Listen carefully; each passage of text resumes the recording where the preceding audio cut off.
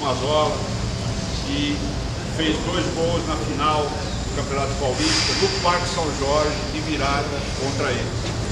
Né? Então, o que eu me lembro, eu vi essa história a vida toda, e que meu avô não deixou ele jogar profissional. Ele disse que futebol era coisa de vagabundo, e não deixou ele jogar bola profissional.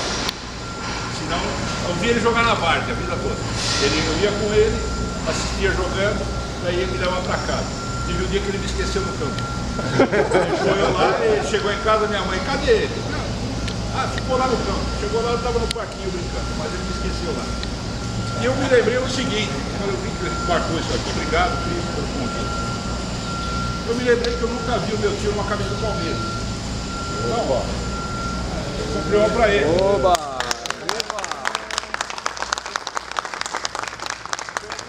Ele e já fiz o serviço completo, certo?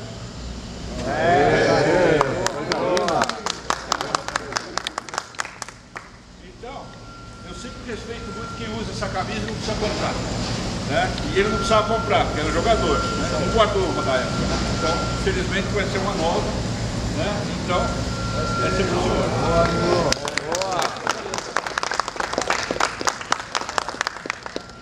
Aê, voltando!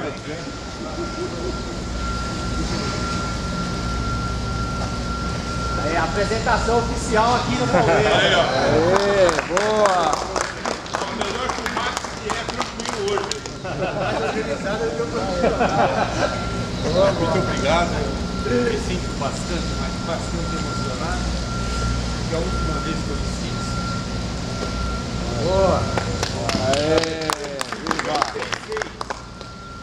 De lá pra cá. Tá aqui em Solvete, era Mas o meu maior orgulho é ter sido campeão pela primeira no Parque São Jorge contra o Corinthians e eu fiz os gols da vitória. Não tem coisa melhor. Não tem. Quando o Corinthians começa a me encher a paciência, eu só conto isso. Muito obrigado. Valeu!